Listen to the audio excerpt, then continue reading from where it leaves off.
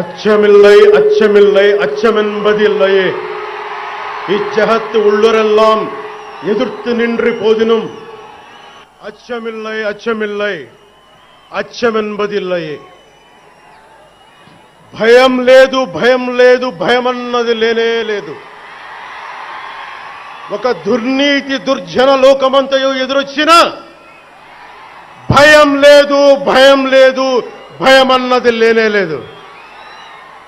భయం లేదు కాబట్టే అసలే చీకటి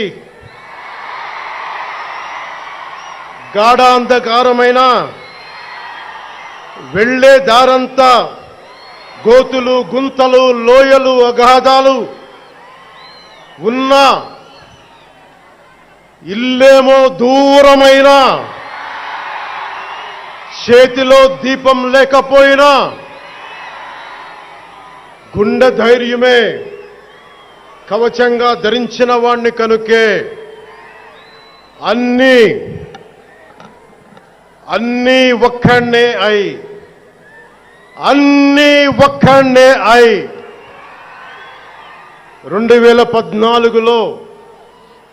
2014లో జనసేన పార్టీని స్థాపించాం. భావ తీవ్రత ఉంది గనుకే 2018లో పోరాట యాత్ర చేశాం. ఓటమి భయం లేదు కాబట్టే 2019లో పోటీ చేశాం. ఓడినా అడుగు ముందుకే వేశాం. మనం నిలబడ్డాం, పార్టీని నిలబెట్టాం. మనం నిలదొక్కుకున్నాం. మనం నిలదొక్కుకోవటమే కాకుండా 4 దశాబ్దాల టీడీపీ పార్టీని కూడా నిలబెట్టాం.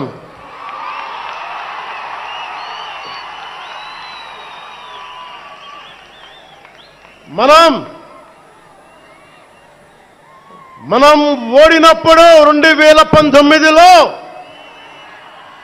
మిస్సాలు మెలేశారు, జబ్బలు చరిచారు, తొడలు కొట్టారు, మన ఆడపడుచుల్ని అవమానించారు, ప్రజల్ని నిరంతరం హింసించారు. ఇదే న్యాయమని మన నాయకులు, మన జన సైనికులు, మన వీర మహిళలు అందరూ అడిగితే, గొంతెత్తితే వారిపైన కేసులు పెట్టారు, జైళ్లలో పెట్టారు, నిర్బంధంలో తోశారు. 4 దశాబ్దాల సుదీర్ఘ రాజకీయ అనుభవం ఉన్న నాయకుణ్ణి అక్రమ కేసుల్లో బంధించారు. వారి తెలుగుదేశం పార్టీ కార్యకర్తల్ని, సీనియర్ నాయకుల్ని రోడ్డు మీదకి రావాలంటే భయపడేలా చేశారు. ఇక్కడ అలాంటి వాణ్ణి తిట్టని తిట్టు లేదు, పాల్ చేయని అవమానం లేదు, చేయని కుట్ర లేదు, వేయని కుతంత్రం లేదు. ఈ ఎన్నికల్లో అసెంబ్లీ గేటును కూడా తాకలేవు అని మనల్ని ఛాలెంజ్ చేసి సరిచిన ఆ తొడల్ని బద్దలు కొట్టాం. ఏం చేశాం? బద్దలు కొట్టాం. బద్దలు కొట్టి ఆంధ్రప్రదేశ్ అసెంబ్లీలో 21 మంది ఎమ్మెల్యేలతోటి, పార్లమెంటులో 2 ఎంపీలతోటి అడుగుపెట్టాం.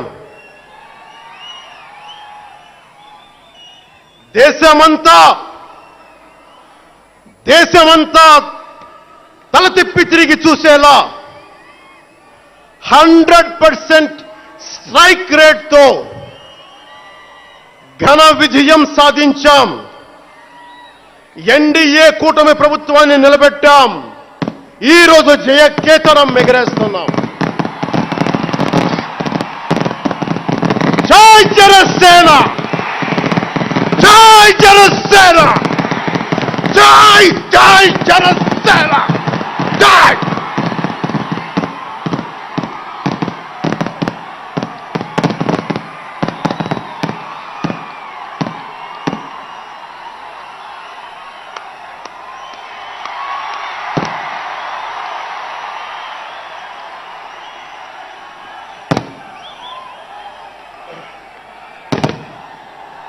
భరత భూమి నేర్పినదో, ప్రజాకోటి నేర్పినదో, నిజమేమిటో కానీ ఒట్టి చేతిలో శత్రువుపై దుమికే శక్తి ఉంది అని చెప్పిన దాశరథి కృష్ణమాచార్య మాట బలం తెలంగాణకే కాదు, నెల్లూరులో చదువుకున్న నాకు కూడా.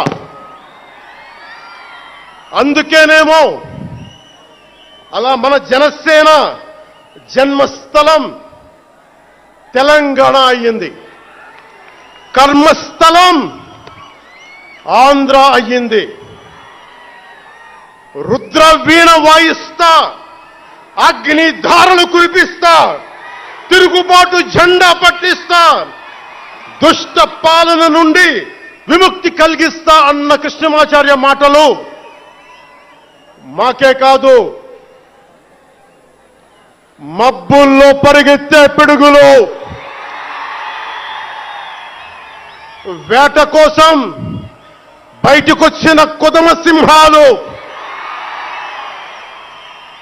వారికి కూడా ఊతమిచ్చినాయి. ఊతమివ్వబట్టే 24 ఎన్నికల్లో దాష్టీక ప్రభుత్వాన్ని దించి కూటమి ప్రభుత్వాన్ని, ఎన్డీఏ కూటమి ప్రభుత్వాన్ని గెలిపించారు. అందుకని మీ అందరికీ గుండెల్లోతుల్లో నుంచి ధన్యవాదాలు.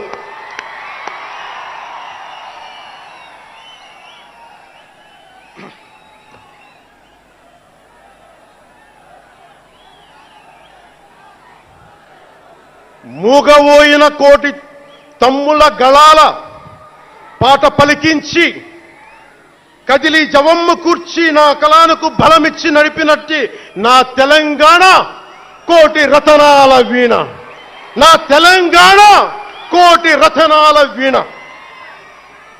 అలాంటి కోటి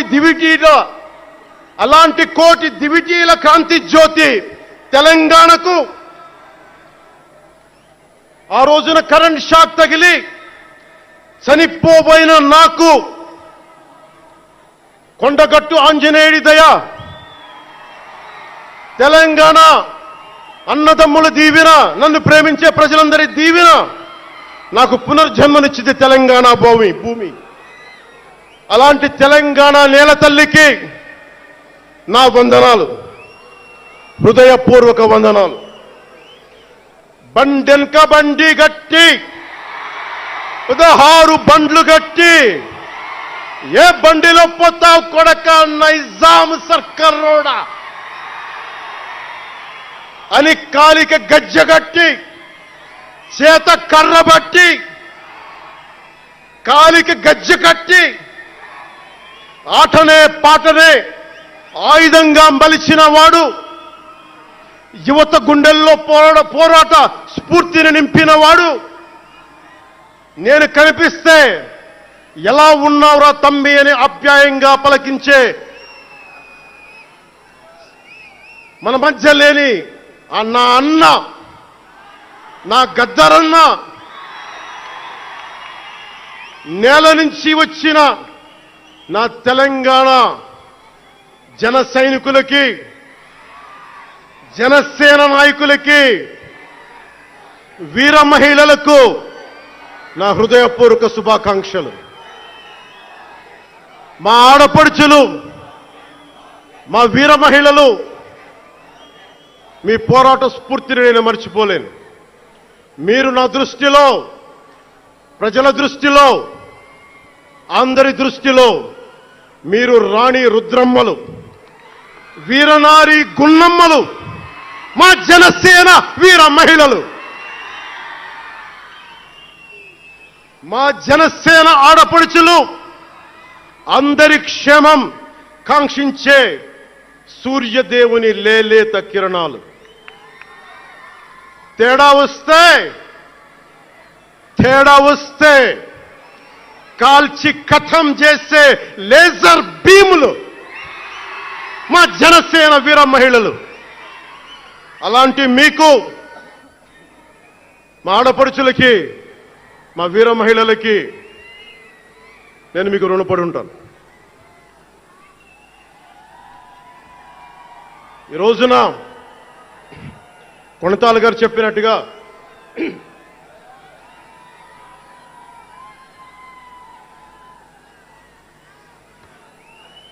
సీనియర్ నాయకులు కొణతాల గారు చెప్పినట్టుగా ఈరోజు హోలీ పర్వదినం. రంగులు, ఉత్సాహం, మైత్రిని పంచే పండగ. చెడు పోయింది, మంచి వచ్చిందని చెప్పి రంగులు జల్లుకునే పండగ. మన జయకేతనం ఎగరవేసిన రోజున హోలీ కూడా రావటం యాదృచ్ఛికం కాదు, భగవంతుడి నిర్ణయం. అందుకని దేశ ప్రజలందరికీ నా హోలీ శుభాకాంక్షలు తెలియజేస్తా ఉన్నాను. ये भगवान का आशीर्वाद है कि जनसेना का यह खास दिन होली के पावन त्योहार के साथ आया है.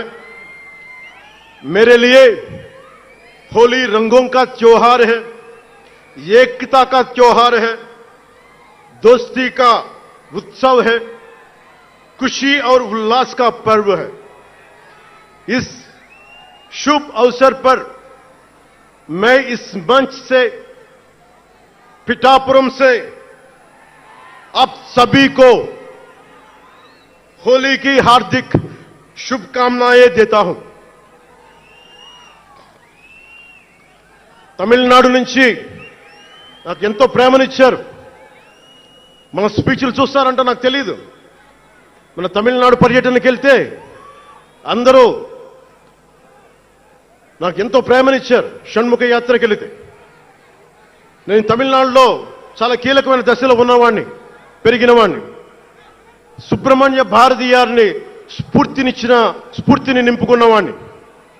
అలాంటి తమిళనాడు ప్రజలందరికీ నా మనస్ఫూర్తిగా మీకు నా నమస్కారాలు.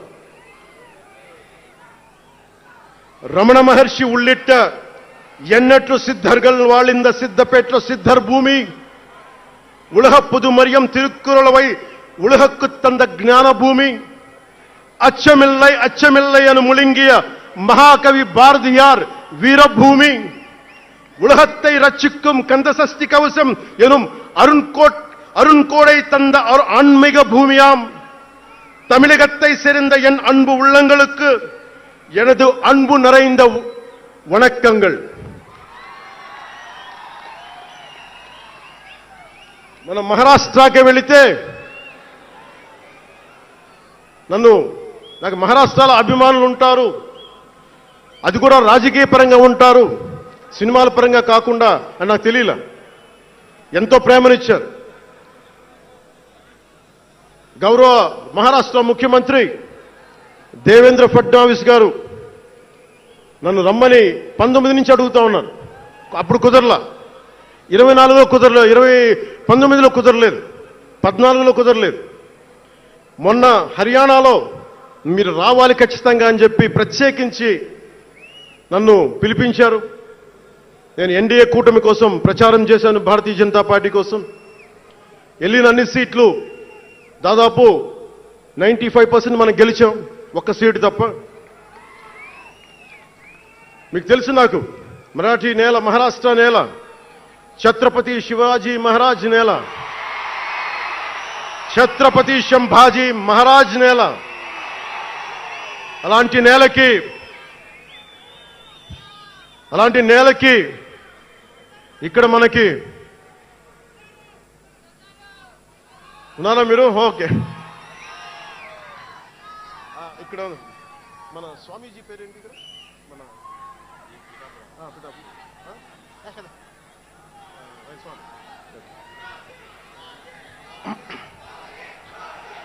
छत्रपती शिवाजी महाराज आणि छत्रपती संभाजी महाराज यांच्या महाराष्ट्र भूमीतून आलोल्य सोलापूर, लातूर, बिल्लारपूर सारख्या जिल्ह्यांतील जनसैनिकांना माझा मनपूर्वक नमस्कार. అలాగే కర్ణాటక నుంచి వచ్చిన అభిమానులకి, ಕರ್ನಾಟಕದಿಂದ ಈ ಹಬ್ಬಕ್ಕೆ ಆಗಮಿಸಿದ ನನ್ನ ಜನ ಸೈನಿಕರಿಗೆ, ನನ್ನನ್ನು ಪ್ರೀತಿಸುವ ಕರ್ನಾಟಕದ ಜನ ಸೈನಿಕರಿಗೆ ಹೃತ್ಪೂರ್ವಕ నమస్కారాలు. చాలా భాషలు అయిపోయినాయి కదా. అది మీకు అర్థమైంది కదా. రెండు భాషలు ఒక్క భాషలా కాదు. భారతదేశానికి కావాల్సింది తమిళనాడుతో సహా we need multiple languages, not just two. We need multiple languages to keep, not just for the integrity of the country, but also to understand each other, to share love with each other. అందుకనే బహుభాష భారతదేశానికి మంచిది. చెప్తామా? భారత్ మాతా కి జై. బోలో భారత్ మాతా కి.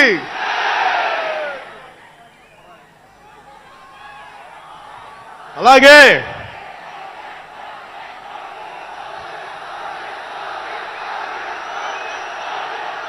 చేద్దాం చేద్దాం వస్తుంది. ఇందాక స్టేజ్ పైకి వచ్చేటప్పుడు కిందకి వెళ్ళాం. మళ్ళీ సభ ముందు చాలా సినిమాలు ఆపండి. చాలు ఓజీ చాలు. అంటే మీ అందరికీ నేను సినిమాలు ఎందుకు వద్దని చెప్తానంటే, సినిమాలు తక్కువ చేయడం నా ఉద్దేశం కాదు.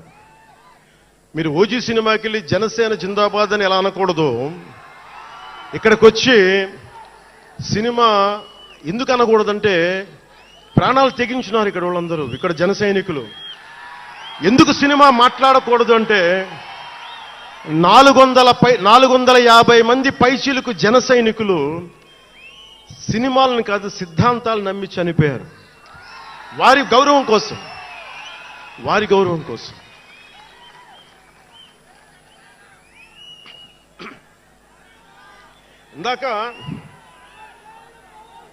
ఇందాక వద్దాం, అవి కూడా వినండి.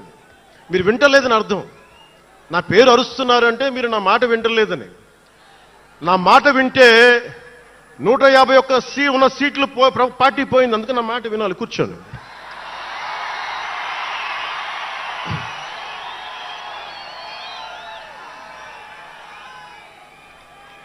ముందుగా నేను 11 సంవత్సరాల క్రితం పార్టీ పెట్టినప్పుడు, ఈరోజు మీకు డేటాలు చెప్పను, ఎన్డీఏ ప్రభుత్వం గురించి వీటిని చెప్పను.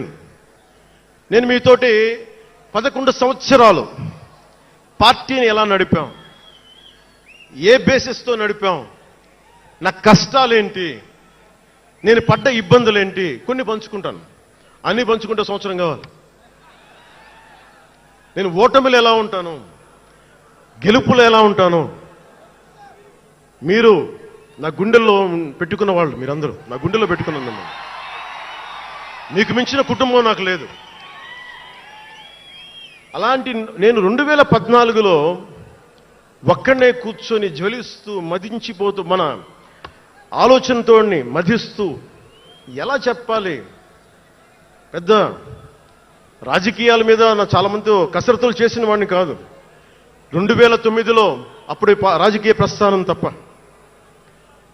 2003లో నేను మా నాన్నకి చెప్పాను ఫస్ట్. ఈరోజు మా నాన్నగారు లేరు, స్వర్గస్థులయ్యారు. మా నాన్నకి మా అమ్మకి 2003లో చెప్పారు, అమ్మ నేను ఒకరోజు పాలిటిక్స్కి వెళ్తాను. మా నాన్నకి నచ్చల మాట. శుభ్రమైన కెరీర్ పెట్టుకొని పిచ్చేంట్రా నీకనే. కానీ నేను చెప్పలేకపోయినా ఆ రోజున. నేను సినిమాలని దృష్టిలో పెట్టుకొని ఎదగలేదు, సమాజాన్ని దేశాన్ని దృష్టిలో పెట్టుకుని ఎదిగాను. సినిమా నాకు ఉపకరణం అయింది కానీ సినిమా నా జీవితం కాలం. చెప్పలేకపోయినా ఆ రోజున. నన్ను చాలామంది, మీరు అందరికీ నాకు గద్దరన్న ఎలా పరిచయం అనుకుంటున్నారు మీరు? రాజకీయాల ద్వారా కాదు. గద్దరన్న ఖుషీ సినిమా చూసి మా అన్నయ్య గారిని పట్టుకొని మా అన్నయ్య గారి దగ్గరికి వచ్చి, మా పెద్దన్నయ్య గారి దగ్గరికి వచ్చి, మీ తమ్ముడిని కలవాల్సిందే నేను. మా అన్నయ్య ఫోన్ చేశారు, అని నేను గద్దర్ గారు కలుస్తారంటాను. నాకు గద్దర్ గారంటే ఇష్టం చిన్నప్పటి నుంచి, మా నాగబాబు గారి దయ వల్ల. సరే కలిస్తే ఆయన ఎంత క్షుణ్ణంగా ఆయన పరిస్థితి చెప్పాడంటే, అది నువ్వు దేశం కోసం సమాజం కోసం ఆలోచించేవాడివి. నీ ఏ మేరా జహా అనే పాటలో నువ్వు భరతమాతని సంఖ్యలలో బంధించి పెట్టావు కదా, నీ భావం నాకు అర్థమైందిరా అన్నాడు. నువ్వంటే నాకు ఇష్టం రా తమ్మి అని చెప్పి ఆ రోజు నుంచి మాకు స్నేహం. అది నాకు అన్నా తమ్ముడు బంధమైందని ఆయన చనిపోయేలోపు. అలాగే 2006లో నేను విపరీతంగా ఒక పిహెచ్డి కోసం ఒక స్కాలర్ ఎలా చదువుతాడో పుస్తకాల మధ్యలో సినిమాలు చేశాను. అందుకే నా సినిమాలు మీకు నచ్చుండకపోవచ్చు ఆ రోజున.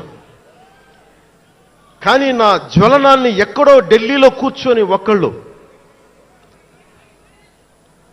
ఢిల్లీ యూనివర్సిటీలో పనిచేసే ఒక ప్రొఫెసర్, ప్రకాశం జిల్లాకు చెందిన వ్యక్తి, నాకు తెలియదు ఆయన ప్రకాశం జిల్లా వ్యక్తి. నా రోజున ఆయన వచ్చి మిమ్మల్ని కలవాలని చెప్పి ఒక నెల రోజులు నా వెంట పడితే ఆయన కలిశారు. ఆయన వచ్చి నన్ను ఒకే ఒక మాట అడిగారు 2006లో, మీరు రాజకీయాల్లోకి వస్తారా? బహుజన సిద్ధాంతం మేము ముందుకెళ్తాం. చాలామంది అడిగి నన్ను పంపించారు, మీరు సంసిద్ధం అంటే నేను మాట్లాడతాను, నేను కదుపుతానంటే. ఆ రోజున నాకు ఇంకా మెచ్యూరిటీ లేదు. ఒక కుటుంబాన్ని నడపడానికే చాలా శ్రమ పడాలి. ఒక కుటుంబాన్ని ఏకతాటిపైన తీసుకురావాలంటే నేను కష్టపడాలి. ఒక సినిమా చేయాలంటే నేను ఇంత కష్టపడాలి. ఇన్ని కోట్ల మందికి సంబంధించిన జీవితాన్ని ఒక భావంతో కట్టిపడేయాలంటే నాకు ఇంకా అంత మెచ్యూరిటీ లేదు. మెచ్యూరిటీ వచ్చిన రోజున మీకు తెలియజేస్తానని చెప్పాను. ఆ వ్యక్తి అప్పటి నుంచి ఇప్పటి దాకా అరుదుగా అప్పుడప్పుడు కలుస్తూ ఉంటాను. ఈ రోజున హైదరాబాద్ సెంట్రల్ యూనివర్సిటీ ప్రొఫెసర్, మీలో కొంతమందికి తెలిసి ఉండొచ్చు, ప్రొఫెసర్ శ్రీపతి రాముడు గారికి మనస్ఫూర్తిగా నా ధన్యవాదాలు తెలియజేస్తున్నాను. వారిని వేదికపైకి రమ్మని మనస్ఫూర్తిగా కోరుకుంటా ఉన్నాను. ఎందుకంటే మీరు ఓజీ అని అరుస్తూ ఉంటే, నన్ను సినిమాల కంటే కూడా సినిమాల్లో ప్రజలకి పనిచేసే మనిషిని చూశారు ఇలాంటి మేధావులందరూ, పోరాట యోధులందరూ. సో నాకు ఎప్పుడు కూడా ఆయన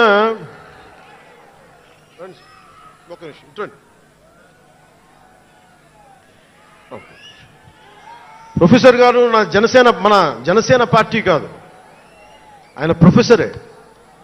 బహుజన సిద్ధాంతాల కోసం, అంబేద్కర్ ఆశయాల కోసం, అణగారిన వర్గాల కోసం నిలబడ్డ వ్యక్తి. ఆయన చాలామంది విద్యార్థుల్ని పిహెచ్డీలకి సిద్ధం చేసే వ్యక్తి. మన దగ్గరున్న బేతపూడి విజయ్ కుమార్ గారు కూడా ఆయన శిష్యుడే.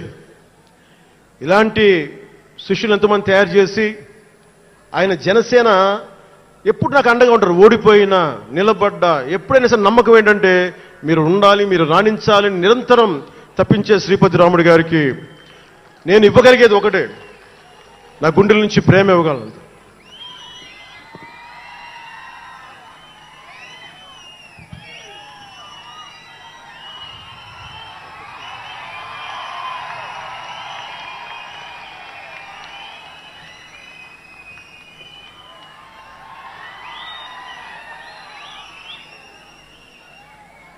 అంటే కృతజ్ఞత అనేది ఎంత అవసరం, గుర్తింపు ఎంత అవసరం అంటే, మనం ఏదో అయినప్పుడు కాదు, ఏవి అవ్వనప్పుడు మనం వెంట నిలబడాల్సింది.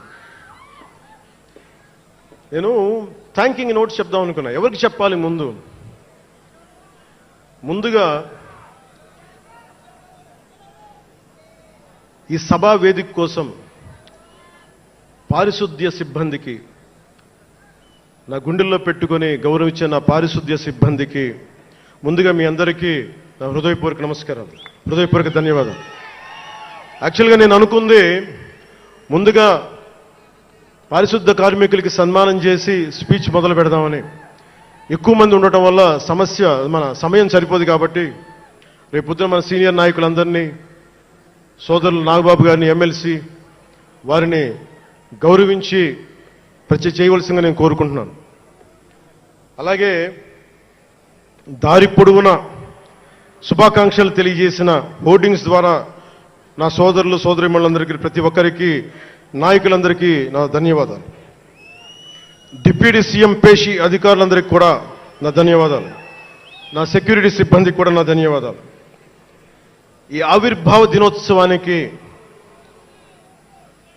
ముందుండి నడిపించిన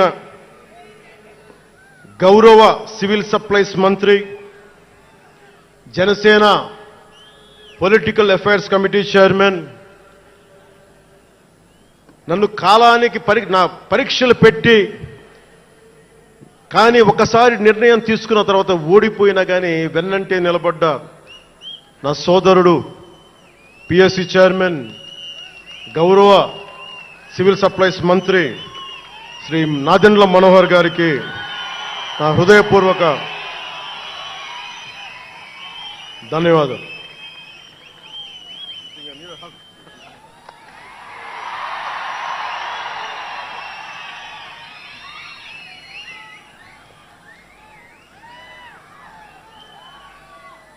అలాగే 2009 నుండి 10 నుండి ఆయన పాలిటిక్స్లో లేకపోయినా నేనంటే ఇష్టం తోటి ఎప్పుడు నా వెన్నంటే ఉండే హరిప్రసాద్ గారికి ఏం ఆశించాలా, జీతాలు తీసుకోవాలా, జీతభత్యాలు లేవు, ఉన్నంతలోనే ఎవరిన్న అన్నిటికీ పాపాల భైరవుడు ఆయన.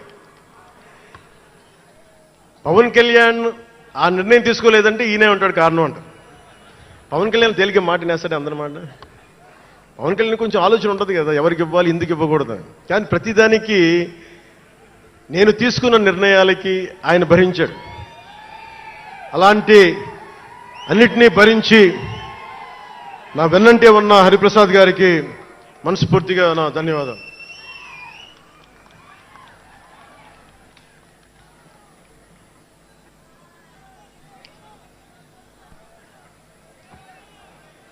అలాగే అన్ని కమిటీల సభ్యులందరికీ పేరు పేరున, కేకే గారికి, తెగించే గుణమున్న పంచకర్ల సందీప్కి, పోరాటం చేసిన నాయకులందరికీ నా ప్రత్యేక ధన్యవాదాలు. సోషల్ మీడియా సిబ్బందికి, స్టేజ్ కల్చరల్ ఆర్టిస్టులందరికీ, ఫుడ్ సప్లైయర్స్ అందరికీ, దాతలకి, డాక్టర్స్ టీమ్కి, ప్రతి ఒక్కరికి నా హృదయపూర్వక నమస్కారాలు. ఇందాక ఆ పైన హెలికాప్టర్లో వస్తుంటే చాలామంది ఫోటోగ్రాఫ్స్ కనిపించినాయి. ముఖ్యంగా తెలుగు సినిమా హీరోలు, సూపర్ స్టార్స్ ఫోటోస్, ప్రభాస్ గారిది, మహేష్ బాబు గారిది, జూనియర్ ఎన్టీఆర్ గారిది, అల్లు అర్జున్ గారిది, సాయి ధరమ్ తేజ్ గారి, నందమూరి అభిమానులు, మెగాస్టార్ చిరంజీవి గారి అభిమానులకి, మెగాస్టార్ తనయులు, గేమ్ చేంజర్ రామ్ చరణ్ గారి అభిమానులు, తెలుగు హీరోయిన్లు, ప్రతి నటుల, అందరి హీరోల అభిమానులు, మీ అందరికీ కూడా నా ప్రత్యేక నమస్కారాలు, ధన్యవాదాలు. అలాగే పవన్ కళ్యాణ్ అభిమానులకు కూడా నా హృదయపూర్వక నమస్కారం.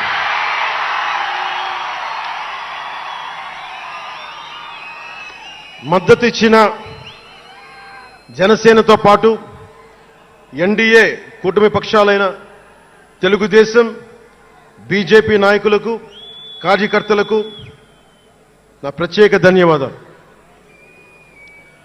అసలు మనం ఇంత ఘన విజయం సాధించాం.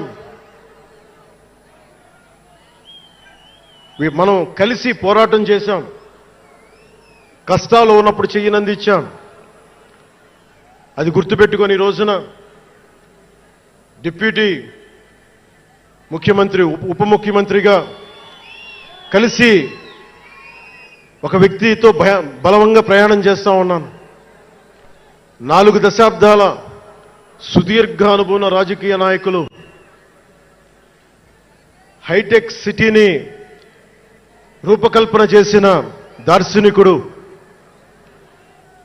క్లేమోర్ మైన్స్ తోటి పేల్చేస్తే కింద పడితే దులుపుకొని మళ్ళీ రాజకీయాల్లో తిరిగి నెక్స్ట్ డే డ్యూటీలోకి వచ్చిన బలమైన నాయకుడు, శ్రీ గౌరవ ముఖ్యమంత్రి శ్రీ నారా చంద్రబాబు నాయుడు గారికి,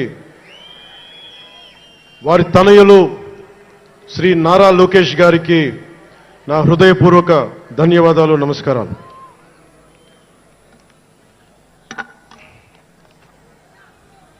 ఒకసారి నా నోటి నుంచి 11 సంవత్సరాలు నలిగాం కదా, మన ఎంపీలు మన పేర్లు నా నోటి గుండా చెప్పాలి మీ అందరికీ అని చెప్పడానికి. నాదెండ్ల మనోహర్ గారికి, కందుల దుర్గేష్ గారికి, ఎంపీలు తంగెళ్ల ఉదయ్ శ్రీనివాస్ గారికి, వల్లభనేని బాలశౌరి గారికి, కొణిదెల నాగబాబు గారికి, హరిప్రసాద్ గారికి, నిమ్మక జయకృష్ణ గారికి, లోకం మాధవ గారికి, కొనతాల రామకృష్ణ గారికి, పంచకల్ల రమేష్ బాబు గారికి, సుందరపు విజయ్ కుమార్ గారికి, చనిపోయిన వంశీకృష్ణ యాదవ్ గారికి, పంతం నానాజీ గారికి, బత్తుల బలరామకృష్ణ గారికి, శ్రీ దేవివర ప్రసాద్ గారికి, గిడ్డి సత్యనారాయణ గారికి, పులపర్తి ఆంజనేయులు గారికి, బొమ్మిడి నాయకర్ గారికి, బోలిశెట్టి శ్రీనివాస్ గారికి, పొత్సమాత ధర్మరాజు గారికి, చిర్రి బాలరాజు గారికి, మండలి బుద్ధప్రసాద్ గారికి, ఆర్ శ్రీధర్ గారికి, ఆరణి శ్రీనివాసులు గారికి, 2000 పవన్ కళ్యాణ్ మర్చిపోయా, నేను మర్చిపోయినా మీరు మర్చిపోయిన ఎవరు కదా.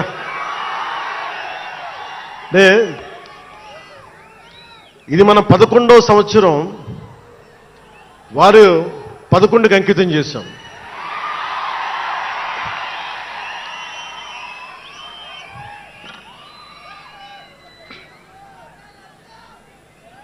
Love you two.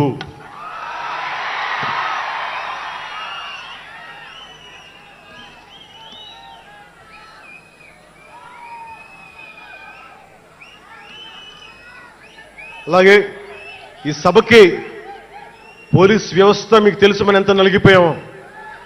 గత 5 ఏళ్లలో మనం ఎంత నలిగిపోయామో మీకు తెలుసు, ఎన్ని ఇబ్బందులు పాలు చేశారో తెలుసు.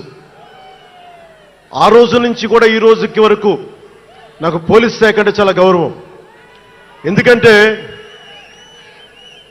పోలీస్ శాఖకి స్వయం నిర్ణయాలు చేసే హక్కు ఉండదు, డ్యూటీయే ఉంటుంది.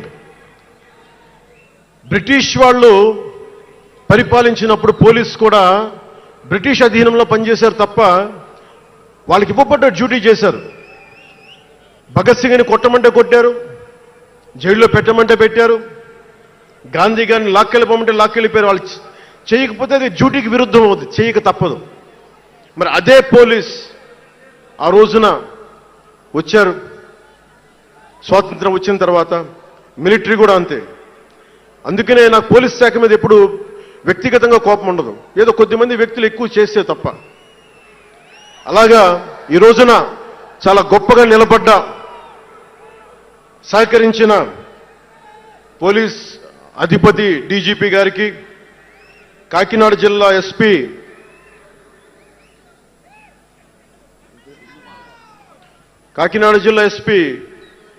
బిందు మాధవ్ గారికి, కలెక్టర్ శ్రీ షణ్మోహన్ గారికి, రెవెన్యూ అధికారులకు, ఇతర పోలీస్ అధికారులకు, మున్సిపల్ అధికారులకు, బందోబస్తు డ్యూటీకి వచ్చి అన్ని జిల్లాల నుంచి వచ్చిన నలిగిపోయి ఎండలో ఉన్న నా కానిస్టేబుల్ సోదరులకు, ప్రతి ఒక్కరికి పేరు పేరున నా హృదయపూర్వక ధన్యవాదాలు, హృదయపూర్వక కృతజ్ఞతలు.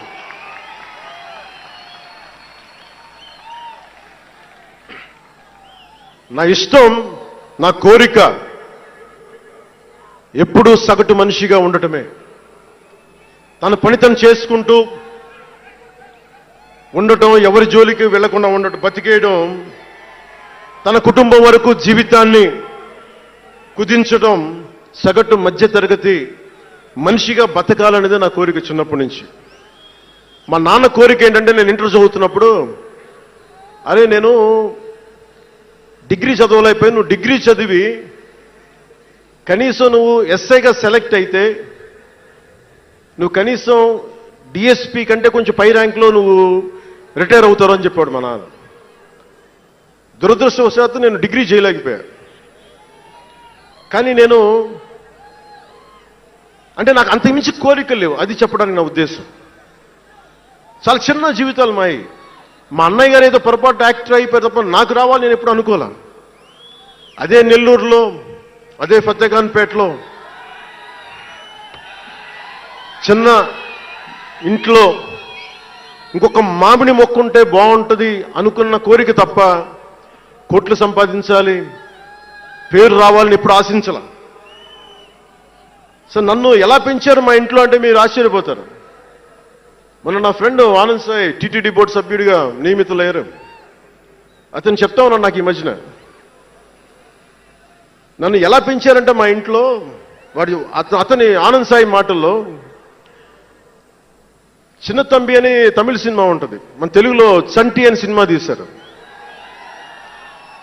చింతంబి కదా అవునా? అందులో హీరోయిన్ ఎలా పెంచుతారు ఇంట్లో నుంచి బయటికి వెళ్లకుండా, చంటిలో హీరోయిన్ మీనాని ఎలా పెంచారు ఇంట్లో నుంచి బయటికి వెళ్లకుండా, మా ఇంట్లో నన్ను అలా పెంచారు. వీడి బయటికి వెళ్తే ఏమైపోతాడో, సున్నితమైన వ్యక్తి, వీడికి ఆస్తమా ఉంది, వీడికి ఇలాంటి పరిస్థితుల్లో నన్ను ఇంట్లో నుంచి కదలనివ్వకుండా, ఎక్కడికి వెళ్ళనివ్వకుండా, ఎక్కడికన్నా బయటికి వెళ్తే పంపించారు. ఒకరోజు చెన్నైలో నేను అన్నానగర్లో కంప్యూటర్ ప్రోగ్రామింగ్ కోర్స్ చేసేవాడిని 1 సంవత్సరం పాటు. ఆ ప్రోగ్రామ్ ఫైనల్ చేసే పరిస్థితుల్లో టైం 10:30 అయింది, 10:30 రాత్రి. ఇంటికి వెళ్ళడం గంట లేట్ అయింది. అంటే మనం సాయంత్రం 6 గంటలకల్లా వెళ్ళిపోవాలి.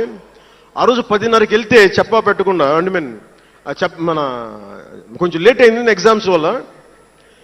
ఇంటికి వెళ్ళేటప్పటికి ఎలా ఉంది అంటే, ఇంట్లో ఆడపిల్ల వెళ్ళిపోతే ఇల్లు ఎలా ఉంటుందో, 10:30కి నేను ఇంటికి వెళ్తే మా అన్నయ్య షూటింగ్ నుంచి క్యాన్సిల్ చేసుకుని వచ్చేస్తా ఉన్నారు. మా వదిన ఇంట్లో హాల్లో ఉంది, మా నాగబాబు వీధి బయట తిరుగుతూ ఉన్నాడు. మొత్తం అందరూ ఏమైపోయాడు, ఎక్కడికి ఏమైపోయాడని. నేను ఎగ్జామ్ రాసి వస్తున్నాను, బస్సులు దొరకలేదు నాకు, 2 బస్సులు మారి రావాలని చెప్పాను. నాకు కార్లు లేవు ఆ టైంలో. అంటే అలాంటి నన్ను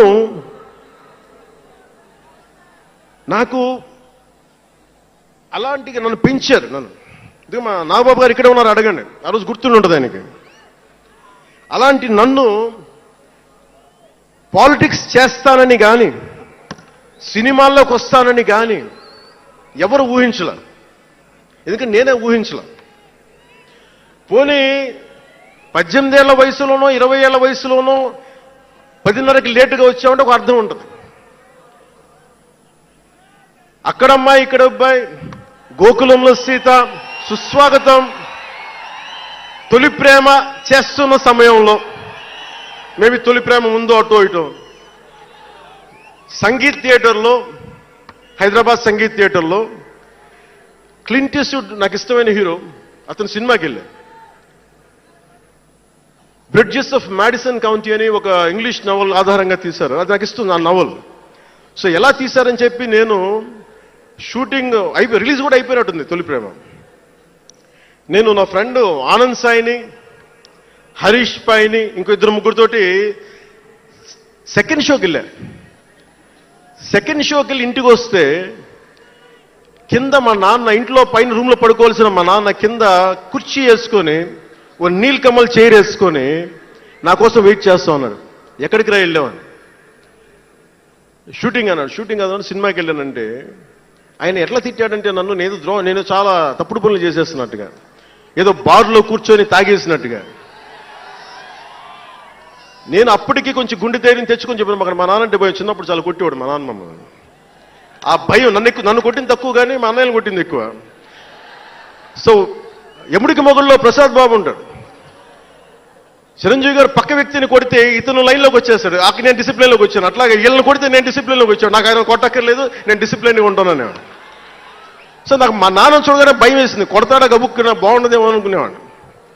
నేను చెప్పాను, కొంచెం బలం తెచ్చుకొని 3 సినిమాలు హిట్లు వచ్చినాయి, 4వ సినిమా రిలీజ్ అయ్యి హిట్ అయింది తొలి ప్రేమ. నాన్న నేను హీరో నన్న సంగతి కూడా మర్చిపోకు, నువ్వు అర్థం చేసుకో అని చెప్పాను. ఇంకా ఎక్కువ తిట్టాడు. అంటే మా నాన్న తిట్లు ఎలా ఉన్నాయంటే చెప్పలేను. కానీ ఈ అర్ధరాత్రి అపరాత్రి తిరుగుళ్ళు ఏంట్రా, ఈ సెకండ్ షోలకి వెళ్ళడం ఏంటి, ఏదో హీరో అయ్యావు అయితే అన్ని లిఫ్ట్ చేసేస్తావా అని తల ఉంచుకొని పైకి వెళ్ళిపోయాడు.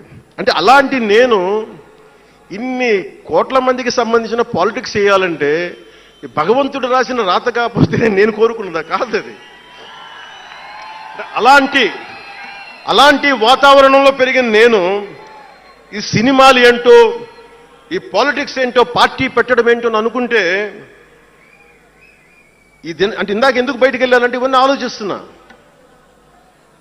ఇదంతా భగవంతుడు మాయ తప్ప నాది కాదు నాకు తెలుసు. అలాంటి జీవితానికి దారి ఏర్పరిచింది, ప్రజా సమస్యలపై నిలబడేలా చేసింది, పార్టీ పెట్టనిచ్చింది నాలోని భావ తీవ్రత. పార్టీ పెట్టనిచ్చింది భావ తీవ్రత. పుస్తక పఠనం, డబ్బులు సంపాదించాక ఖర్చు పెట్టనంటే ఎలా కుదరదో, వద్దనుకున్న ఏదోలా ఖర్చు అయిపోతాయి. అలాగా కొంత జ్ఞానం వచ్చాక, కొంత చదివాక, కొంత చెయ్యగలిగే సత్తా ఉన్నాక నేను ఊరికనే కూర్చుంటాను, నేను ఏమి చెయ్యనంటే జీవితం అలా ఉండనివ్వదు. అలాంటి నన్ను ఏదో సాటర్డే సండే షూటింగ్ ప్రాక్టీస్కి వెళ్ళి మెడ్రాస్ రైఫిల్ క్లబ్లో, మార్నింగ్ లయలో కాలేజీలో జాగింగ్ చేసుకొని, ఇంటికి వచ్చి పుస్తకాలు చదువుకొని, మా వదినకి ఏదైనా అవసరమైతే పనులు చేసి పెట్టి, ఇలాంటి నేను సగటు మనిషి, మధ్యతరగతి మనిషి, అంతకుమించి వేరే పట్ల. పనగల్ పార్క్ వెళ్ళి కూరగాయలు తీసుకురావడం, వంకాయ ఎంత, తక్కాలి ఎంత, అంటే మన ఉల్లిపాయలు వంకాయలు ఎంత అని ఇట్లాంటివి తీసుకొచ్చేవాడిని. నెల్లూరులో పెద్ద బజారు వచ్చి, మన పెద్ద బజారు చిన్న బజార్కి వెళ్ళి ఇంటికి కావాల్సిన సామాన్లు తీసుకొచ్చేవాడిని. నాకు అంతకుమించి జీవితాన్ని కోరుకోలేదు నేను. అలాంటిది నేను యాక్టర్ అయ్యాను, ఈ రోజున పొలిటికల్ లీడర్ అయ్యాను, దేశమంతా గుర్తించే అయ్యానంటే ఇది ఏది కూడా నేను కోరుకుంది కాదు, నాకు ఇవ్వబడింది. అందుకే నేను కర్మే చేస్తాను, నేను ఫలితం ఆశించను.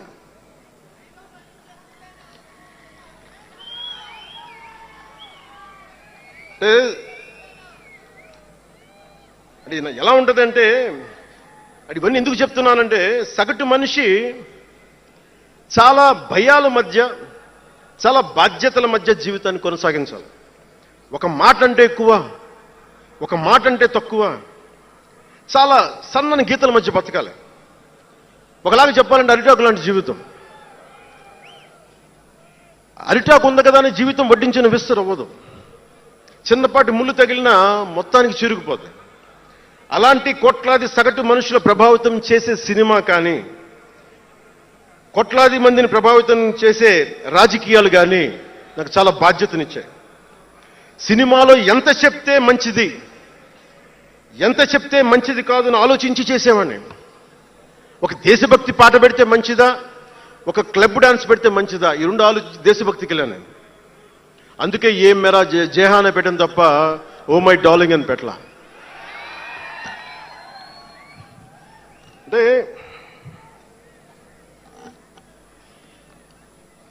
ఎందుకు నేను ఆలోచిస్తానంటే, మనిషి మనెవరూ శాశ్వతం కాదు, మాట అది మంచి అయినా చెడైనా. అందుకే ఆలోచించే మాట్లాడతాను ఎప్పుడు.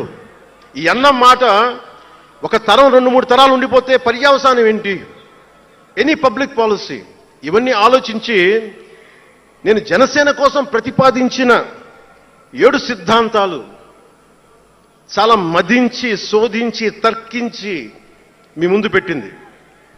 సంవత్సరం కాదు, 2 సంవత్సరాలు కాదు, నేను టీనేజర్గా ఉన్నప్పటి నుంచి నాకు నెల్లూరు డైకస్ రోడ్లో డాక్టర్ కరీముల్లా గారు నాకు ఆస్తమాకు వచ్చినప్పుడల్లా నాకు డెర్ఫ్లిన్ ఇంజెక్షన్ ఇచ్చేవాళ్ళు. ఆయన కోసం వెయిట్ చేస్తూ ఉంటే ఒక బోర్డు నన్ను ఆకర్షించేది, prevention is better than cure అని. దాన్ని ఎప్పుడు గుర్తుండిపోయింది నాకు. అంటే వ్యాధి నివారణ కంటే, వ్యాధి చికిత్స కంటే కూడా వ్యాధి నివారణ మేలని అందరూ చాలామంది అనుకుంటారు కదా.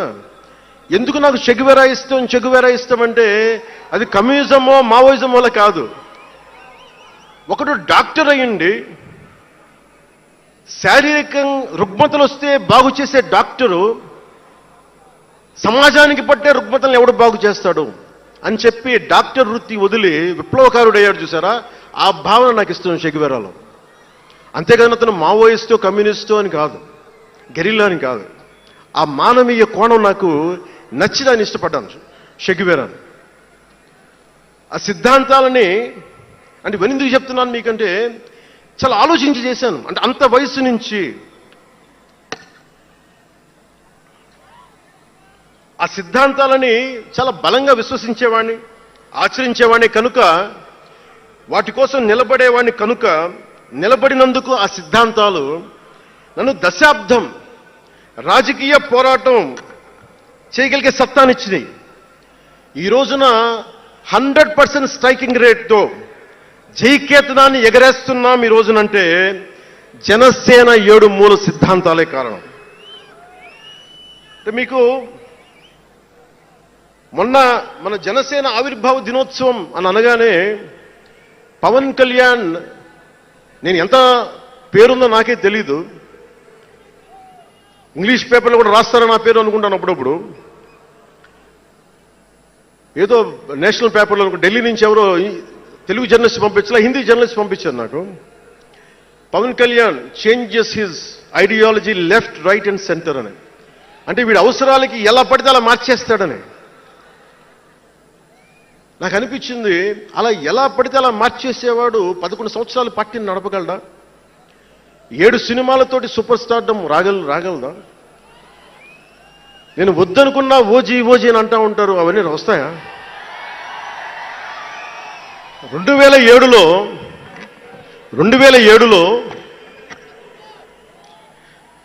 నేను కామన్మెన్ ప్రొటెక్షన్ ఫోర్స్ పెట్టినప్పుడు చాలామంది నాకు ఇష్టమైన నాయకులు, ప్రభావితం చేసిన నాయకులు, ఒకరితో ఒకరికి సంబంధం లేదు. ఒకళ్ళు నారాయణ గురు అయితే ఇంకొకళ్ళు చెగువెరా, ఒకళ్ళు జయప్రకాష్ నారాయణ అయితే ఇంకొకళ్ళు లోకమాన్య బాలగంగాధర్ తిలక్, ఒకళ్ళు మదర్ తెరీసా అయితే ఇంకో వైపున భగత్ సింగ్. ఆ రోజు నన్ను అందరూ అన్నారు, నీకేంటి ఇంత పిచ్చి ఏంటి, నీకు కన్ఫ్యూజ్డ్ ఐడియాలజీ నీది అంటే నేను రోజు చెప్పలేకపోయాను అందరికీ. పవన్ కళ్యాణ్ ఐడియాలజీ ఏంటంటే ఇంత భిన్నమైన వ్యక్తుల్లో ఏకత్వం చూడగలగడం పవన్ కళ్యాణ్ ఐడియాలజీ. ఆ ఏకత్వాన్ని చూడగలిగాం కాబట్టి ఆ 7 సిద్ధాంతాలు వచ్చినాయి. నాకు ఒక్కొక్కరిలో నాకు నచ్చిన అంశాన్ని తీసుకొని నాకు వ్యక్తిగతంగా బలం ఇవ్వడం చూశాను. అది నా మీద ఎంత ప్రభావితం చూపించింది, అది ఎంత సక్సెస్ ఇచ్చిందో కూడా నాకు తెలుసు. అంటే నేను అందరిలాగా నేను కాలేజీలకి యూనివర్సిటీలకి వెళ్ళా, డాక్టరేట్ లేకుండా పోవచ్చు, యూనివర్సిటీస్కి వెళ్ళి ఉండకపోవచ్చు, కానీ జ్ఞానాన్ని సముపార్జించటం నా చిన్నప్పటి నుంచి ఈ క్షణం దాకా నేను ఎప్పుడూ ఆపలా, ఎప్పుడు నేర్చుకుంటూనే ఉన్నాను. అంటే చిన్నప్పుడు ఇలస్ట్రేటెడ్ వీక్లీలు, ఫ్రంట్ లైన్ మ్యాగజైన్లు, న్యూస్ పేపర్లు, సోవియట్ భూమి పత్రికలు, చరిత్ర, సంస్కృతి పుస్తకాలు, సాహిత్యం, ఫిలాసఫీ, ఫారిన్ అఫైర్స్ ఇవేమి చదవటం ఆపలా ఇప్పటిదాకా. అవన్నీ సామాజిక, చారిత్రక, రాజకీయ అంశాల మీద అవగాహన లేకుండా ఎందుకు పార్టీ పెడతాం? దేశ విభజన, కలోనియల్ చరిత్ర, తిరుగుబాట్లు, చిట్టాగ్యాంగ్, విప్లవ వీరులు, తాకట్టులో భారతదేశం, ఆడమ్ స్మిత్లు, మాల్థూసియన్ థీరీలు చదవకుండా, అర్థం చేసుకోకుండా పార్టీ పెట్టేస్తామా? అంటే ఇవన్నీ ఇంత అవగాహన, ఇంత సామాజిక పరిజ్ఞానం సినిమాలు చేసుకునే వాడికి ఎలా ఉంటుంది అవగాహన అని? అదే కదా. అంటే దానికోసం ఎలా పుట్టాలండి? ప్రత్యేకంగా తెల్లగడ్డం వేసుకుని పుట్టాలా అండి?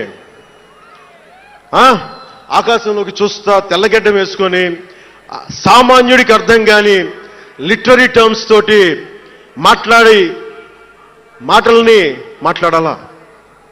పోనీ పార్టీ పెట్టాలి అంటే నాన్న ముఖ్యమంత్రి అయి ఉండాలా? మావయ్య కేంద్ర మంత్రి అయి ఉండాలా? బాబాయిని చంపించుండాలా అని ఎక్కడ రాసిలేదు కదా. అంటే దశాబ్దం పాటు ఒంటరిగా పార్టీని మొయ్యాలి అంటే ఎన్ని తిట్లు, ఎన్ని అవమానాలు భరించాలి, ఎంత నలిగుండాలి, ఎంత జ్వలించుకుపోవాలి, ఎన్ని పోగొట్టుకోవాలి. వ్యక్తిగత జీవితం నుంచి నా ఆరోగ్యం దాకా అన్ని పోగొట్టుకుంటానే వచ్చాను. దానికి ఈ జయకేతనం నాకు ఆనందాన్ని ఇచ్చింది. ఎందుకు చెప్తున్నానంటే ఆరోగ్యం గురించి.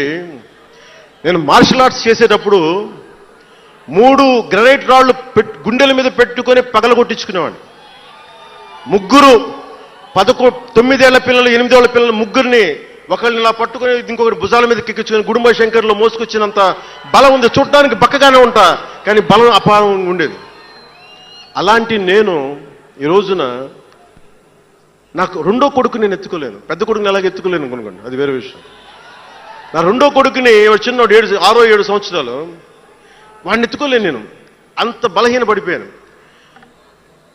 కానీ బలం తెచ్చుకుంటాం మీ అందరి ఆశీస్సులతోటి, బద్దలు కొడతాం మళ్ళీ. అంటే రాజకీయాల్లో ఉండాలంటే 2 పిచ్చి పవర్ హంగ్రీ ఉండాలి, లేదా బలమైన సైద్ధాంతిక బలమన్నా ఉండాలి. వ్యక్తిగా ఎదగాలి, పదవే ముఖ్యం, అధికారమే ముఖ్యం. దానికోసం గుండాల్ని వాడుకుంటాం, మర్డర్లు చేయిస్తాం, వేల కోట్లు దోచేస్తాం, కులాలని కెలికేస్తాం, రకరకాల విద్వేషాలు రెచ్చగొడతాం, తద్వారా లాభపడతాం అన్నది ఇంకో పద్ధతి.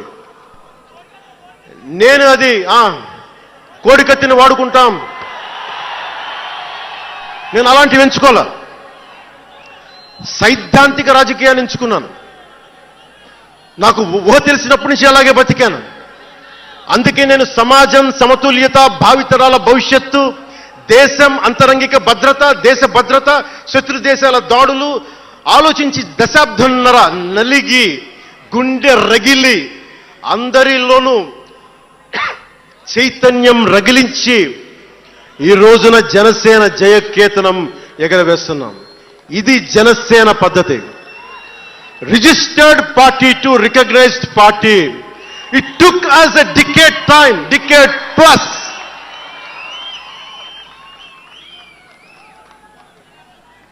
అంటే నువ్వు ఎలా మార్చేసుకుంటావంటారు. నువ్వు అలా పడితే ఎలా మార్చేసుకుంటావని మాట్లాడతారు. అరే ఒక మనం ప్రార్థించే నదే గంగమ్మ అవ్వచ్చు, కృష్ణమ్మ అవ్వచ్చు, దేవత అవుతుంది, పడవలకి రస్తా అవుతుంది, పంట కాలువలకి పొలాల్లోకి దూరే పంట కాలువ అవుతుంది. మార్పు అనేక రకాలుగా ఉంటుంది. ఇక్కడ నువ్వు గంగని నదిగా చేశావు, ఇక్కడ నువ్వు స్నానం చేయకూడదంటే కుదరదు. చాలా విభిన్నంగా చూడాలి. నేను మార్పు కోసం వచ్చిన వాడిని, ఓట్ల కోసం వచ్చిన వాడిని కాదు. అంటే ఇన్ని మాట్లాడే ఈ ఇంగ్లీష్ పేపర్ వాళ్ళకి I want to give you an example. Who said Pawan Kalyan changes from left, right and center? Let me tell you this. One example from one of your journalist brotherhood, from your journalist brethren, Sri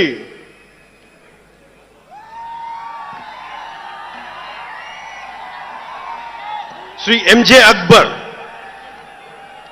He wrote a book called Riot After Riot.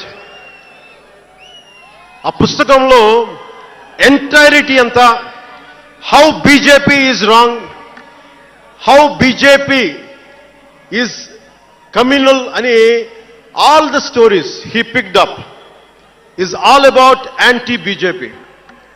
But in 2014, same Mr. M.J. Akbar has become MP for BJP.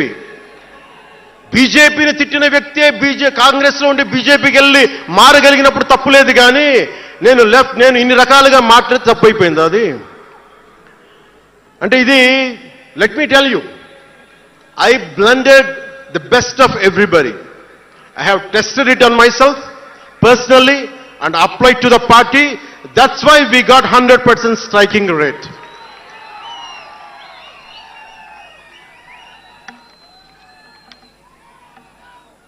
నేను ఎలాంటి కాలంలో పెరిగానంటే భావోద్వేగాలు లేకుండా, జీవిత బరువులు మోయకుండా, కించిత్తు భావుకత లేకుండా, బాధ్యతగా నడవకుండా ఉంటే ఇంత దూరం రాగలమా? జీవితంలో నిన్న కాగితాలు ఎలా జరిగిపోతాయి? అంత ఫ్లూక్ అండి అంటే 21 సీట్లతో 100% వచ్చేస్తామా? 151 సీట్లు ఉన్న ఆ పార్టీని 11 సీట్లకి రానివ్వగలమా? ఎంత పోరాటం చేశాం మనం, ఎంత నలిగాం. వైజాగ్లో మన ఎమ్మెల్యేలు ఎంతమందిని జైల్లో పెట్టారు, ఎంత భయభ్రాంతులను చేశారు. బయటికి వస్తే ఆ రోజున అందరూ అడిగారు, మీరు వెంటనే ప్రధానమంత్రి గారికి చెప్పండి, ఫోన్ చేయండి, మీకు తెలుసు కదా అంటే నేను ఒకటే అన్నా, ప్రజల్ని కాపాడటానికి వచ్చాను నేను, నన్ను కాపాడమని ఎవరిని నేను అడగదు, ప్రధానమంత్రి గారైనా సరే. ఇది నా నేల, నా పోరాటం ఇది. నా మీద చెయ్యి వెయ్యమని చెప్పండి, చెప్తాను నేనేంటో అని చెప్పాను. అంటే నేను ఎవరో వస్తారో నేను ఎప్పుడు చేయను, నేను ఎంత నిలబడగలను అదే నా మెజర్ అంతే. నేను ఎలాంటి జీవితం నుంచి వచ్చానంటే, నాకు చుట్టుపక్కల పేరెంట్స్ కమ్యూనిస్టులు, పిల్లలేమో క్యాపిటలిస్టులు, అలాంటి లెఫ్ట్ భావాలతో ఉన్న నాయకుల్ని, వారి పిల్లల్ని నేను నెల్లూరులో చూసేవాడిని. అంటే మార్పు అనేది అవసరం. నాన్న కమ్యూనిస్ట్ కదా అని కొడుకు క్యాపిటలిస్ట్ అవ్వకూడదనే రూల్ లేదు, ఇలాగే ఉండాలని ఏం లేదు. అంటే సహజం, అంటే మార్పు చాలా సహజం, ఎదగడానికైనా దిగజారడానికైనా సరే. వారి ప్రవర్తనని, వారి ఆలోచన విధానాన్ని బట్టి ఉంటుంది. కులాలను కలిపే ఆలోచన విధానం, భాషలని గౌరవించే సాంప్రదాయం, సంస్కృతుల్ని కాపాడే సమాజం, ప్రాంతీయతను విస్మరించిన జాతీయవాదం, మతాల ప్రస్తావన లేని రాజకీయం, అవినీతిపైన రాజీ లేని పోరాటం, పర్యావరణాన్ని పరిరక్షించే అభివృద్ధి ప్రస్థానం, ఇవన్నీ పెట్టినప్పుడు నవ్వారు అందరూ. అలాంటిది నన్ను ఈ రోజున పర్యావరణ మంత్రిగా తీసుకొచ్చింది ఈ సిద్ధాంతాలే.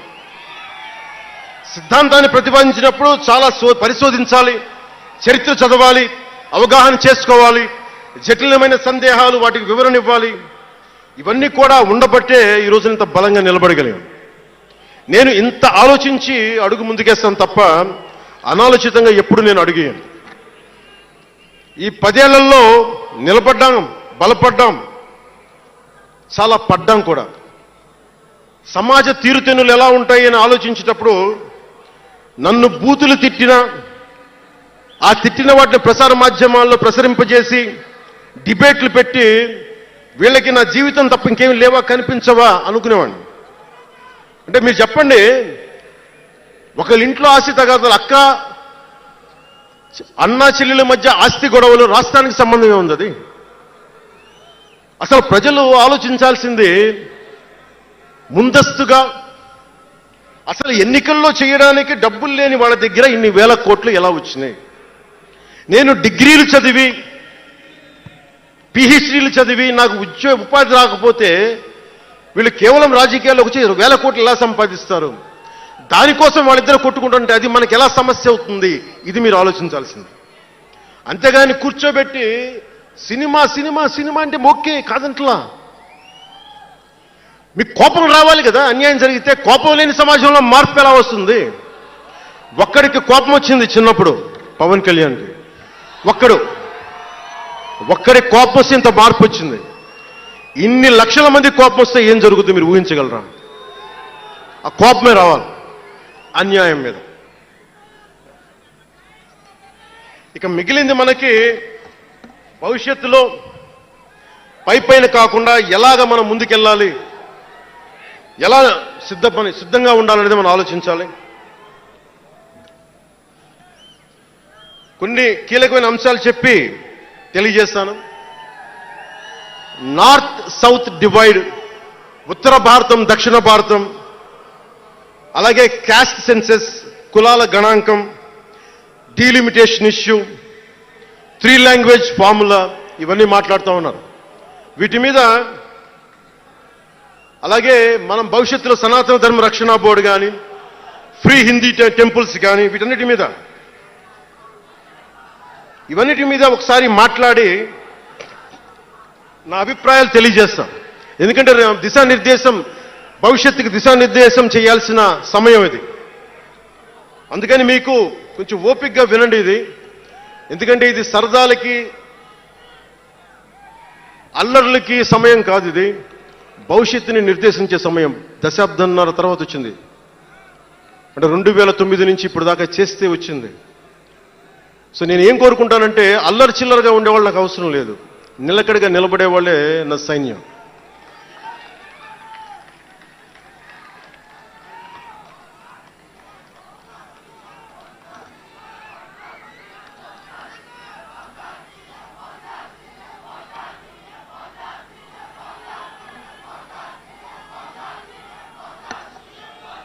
నేను డిప్యూటీ ముఖ్యమంత్రిని అయ్యాక అంతకుముందు ఎప్పుడు ఆలోచించామని, పుస్తకాల బరువుతోటి వీపు వంగిపోతున్న పిల్లవాడిని ఆడిపడాల్సిన వయసులో ఇంత పుస్తకాలు బ్యాగ్ వేసుకొని స్కూల్కి వెళ్తా, ఒకవైపేమో టిఫిన్ క్యారియరు, ఇంకోవైపేమో వాటర్ బాటిల్ పట్టుకొని జారిపోతా పడతా అమ్మకి నాన్నకి టాటా చెప్పి ఆ స్కూల్కి వెళ్ళే చిన్నపిల్లోడికి ఒక 2 పుస్తకాల బరువు తగ్గిస్తే నేను చాలా ధన్యుడిని అనుకునేవాడిని. అలాగే ఎక్కడో గిరిజన తాండాల్లో చుక్క నీటి కోసం ఏడ్చే గిరిజనులకి ఒక బిందెడు మంచినీళ్ళు ఇస్తే చాలా బాగుంటుంది అని చేయగలను అనుకునేవాడిని.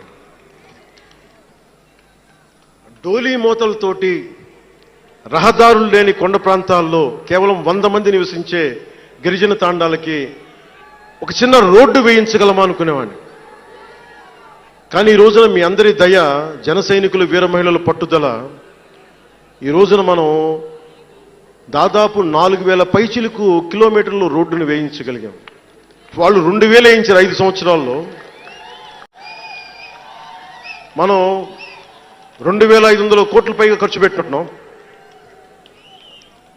ఇవన్నీ ఎందుకు చెప్తున్నానంటే, ఒకరు మనం అనుకుంటే ఎంత చేయగలమని అంటానికి.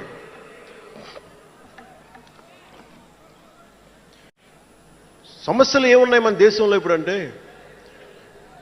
ముఖ్యంగా పార్టీలో వేదిక పైన ఉన్న నాయకులకి, జన సైనికులకి, మీ అందరికీ కూడా ఇది చాలా కీలకమైన సమయం. 2047 విజన్ అని మాట్లాడుతున్నారు గౌరవ ముఖ్యమంత్రి గారు. 2047 ప్రధానమంత్రి గారు మాట్లాడుతున్నారు. వికసిత్ భారత్, స్వర్ణ ఆంధ్రప్రదేశ్, $2 ట్రిలియన్ ఎకానమీ, భారతదేశం ప్రపంచంలోనే 3వ ఆర్థికంగా బలంగా ఉండే దేశం అవ్వాలని ఆలోచిస్తా ఉన్నాం. ఇంత బలమైన దేశం కావాలి అంటే బలమైన ప్రజలు ఉండాలి, బలమైన నాయకత్వం ఉండాలి. నేను ఎందుకు ఇంత తపన పడతాను మీ అందరి కోసం అంటే, నాకు ఈజీగా వెళ్ళిపోయే వ్యక్తులు అవసరం లేదు, నాకు గోల చేసే వ్యక్తులు అవసరం లేదు. దేశం కోసం నిలబడే యువత కావాలి, నాకు చీల్చి చెండాడే యువత కావాలి, నాకు దేశం కోసం. అంటే ఎందుకు చెప్తున్నానంటే, సర్దార్ వల్లభాయ్ పటేల్ గారిని అడిగారంట. బెంగాల్ రాష్ట్ర విభజనప్పుడు 1920లో విభజిస్తున్నాం అనుకున్నప్పుడు దేశంలో ఉన్న జాతీయ నాయకులు అందరూ వచ్చారు, జరగకూడదని ఆప్ చేశారు. అలాంటిది భారతదేశాన్ని పాకిస్తాన్గా, భారత్గా విభజిస్తుంటే మీరు ఎందుకు చేయలేకపోయారు, ఆపలేకపోయారు? ఒక రాష్ట్రాన్ని ఆపగలిగినప్పుడు ఇది ఎందుకు ఆపలేకపోయారంటే, ఆయన అన్న మాటలు ఏంటంటే, మాకు వయసు అయిపోయింది, పెద్దవాళ్ళం అయిపోయాం, జైల్లో నలిగిపోయాం, సరికొత్త యువరక్తాన్ని తయారు చేయలేకపోయాం, మాకు శక్తి సన్నగిల్లింది అని. అందువల్ల వదిలేయాల్సి వచ్చింది చేతుల అని. అది నాకు చాలా ప్రేరణ అయింది. నెక్స్ట్ అందరం, గౌరవ ముఖ్యమంత్రి గారు వికసిత్ ఆంధ్రప్రదేశ్ కోసం ఆలోచిస్తున్నారు. నేను వికసిత్ ఆంధ్రప్రదేశ్ కోసం ఆలోచించే వాళ్ళు ఉన్నారు. నేను ఆలోచిస్తుంది భవిష్యత్తుని నిర్మించగలిగే యువ నాయకత్వం. ఈరోజు ఒక్కడు తలుచుకుంటే ఎంతమంది ఎమ్మెల్యేలు వచ్చారో చూడండి. ఫస్ట్ టైం ఎమ్మెల్యేలు ఎంతమంది ఉన్నారు. అలాంటిది మీ నుంచి ఊరికి 100 మంది నాయకుల్ని తయారు చేయాలి. రాష్ట్రం నుంచి జాతీయ స్థాయిలోకి వెళ్ళగలిగే 100 మంది నాయకుల్ని తయారు చేయగలగాలి. అదే నా లక్ష్యం, నా స్వప్నం 2047కి. అంటే ఎలా ఉండాలి అంటే విదేశాలకి వెళ్లాల్సిన అవసరం రాకూడదు. ఇంక మన దేశానికి మనం వీసాలు డినైల్ చేసేంత స్థాయి భారతదేశంలో ఉండాలి అంటే దేశాన్ని, సమాజాన్ని నడిపే నాయకులు మీలో నుంచే పుట్టాలి. నేను చేస్తాను దానికి ప్రోగ్రామ్స్.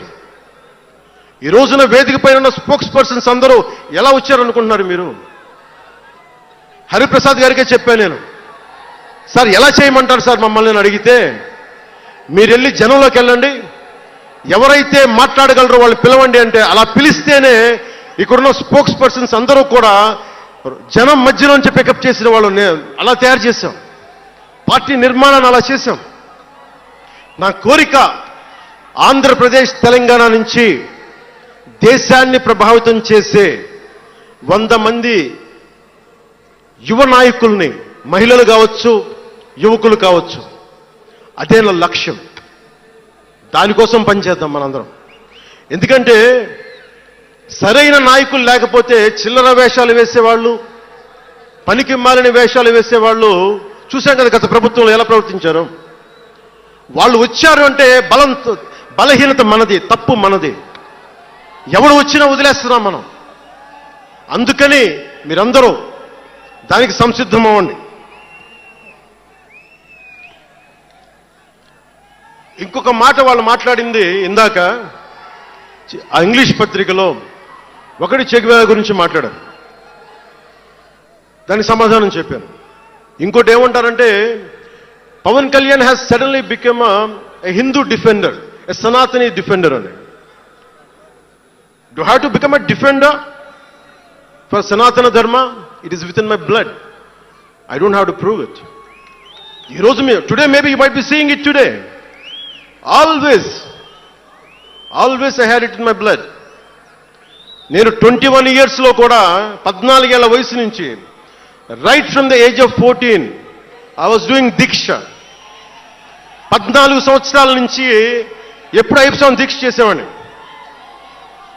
మొన్నే మా అన్నయ్య, మా నాగబాబు, మా అమ్మ, నేను ఒక ఫోటో చూపించారు ఎవరో.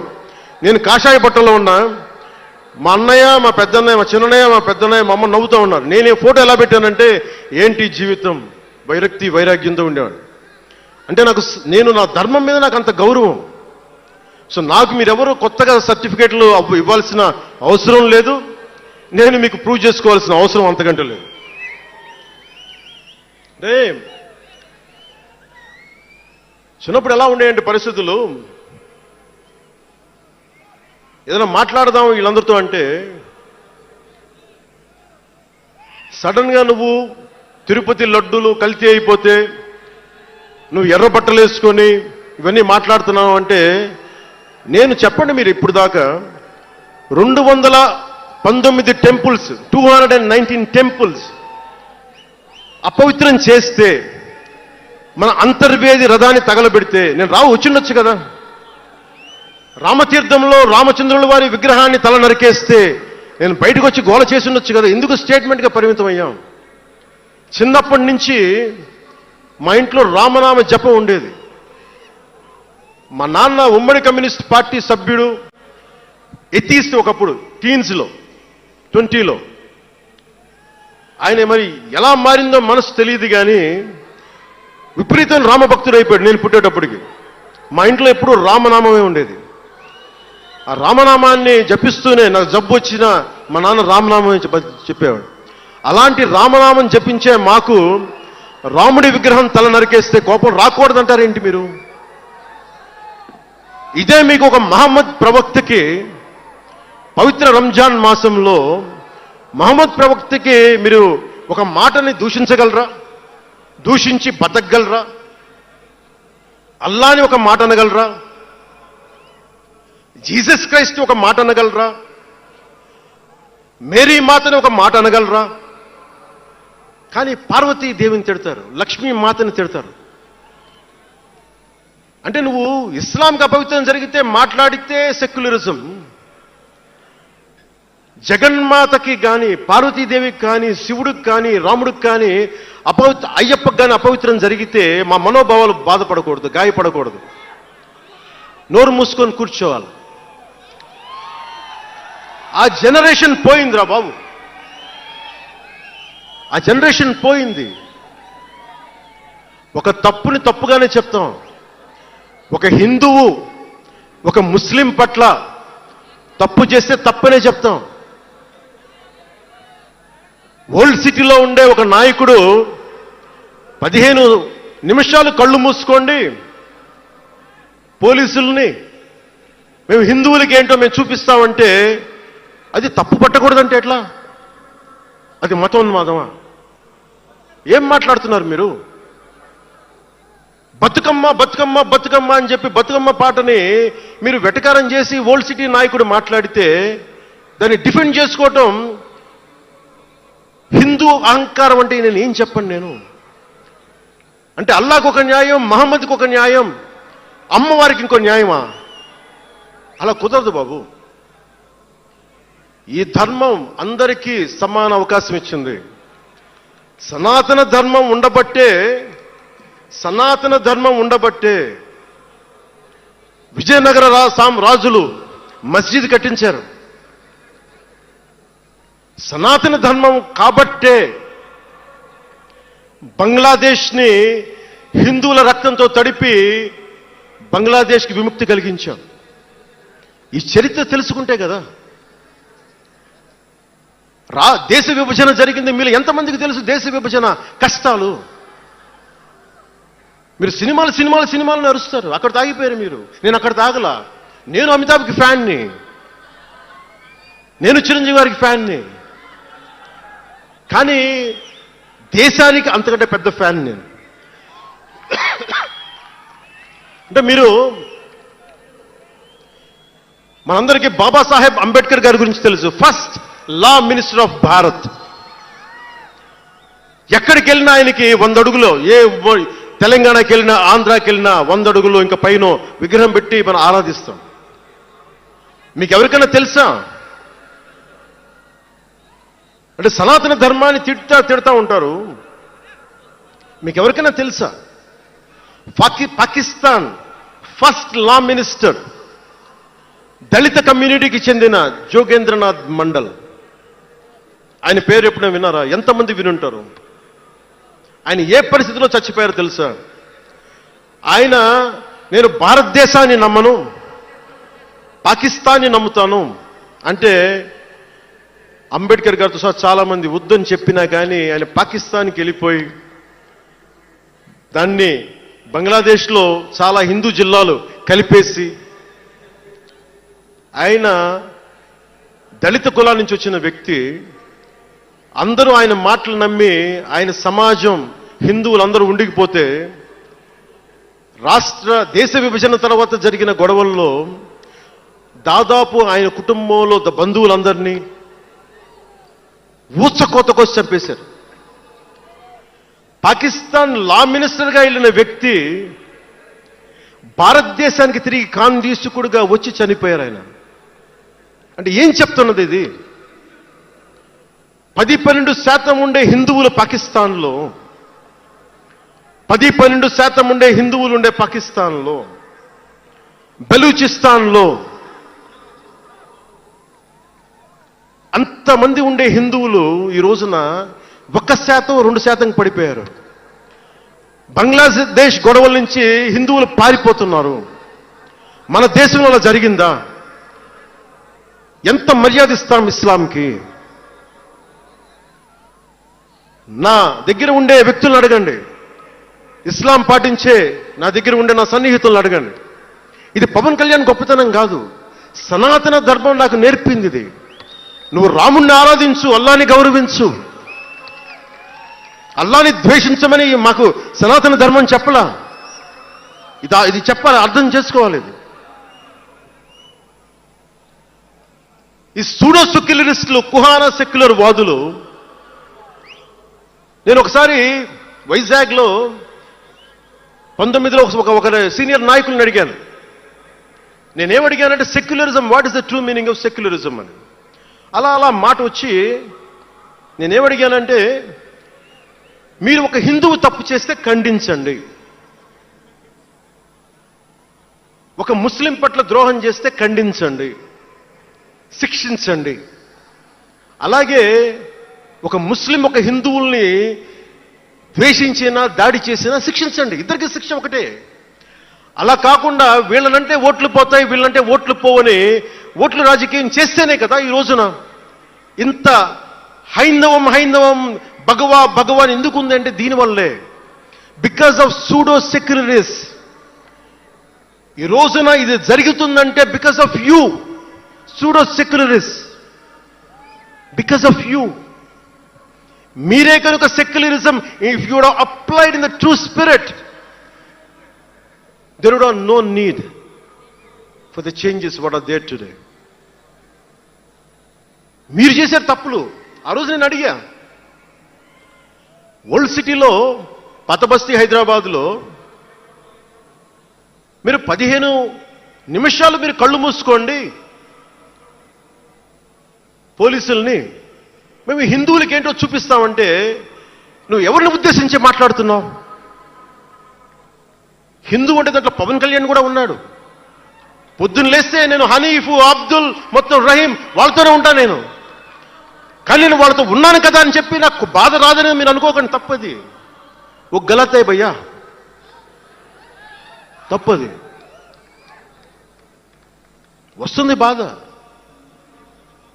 నేను ఎవరిని నిందించట్లా.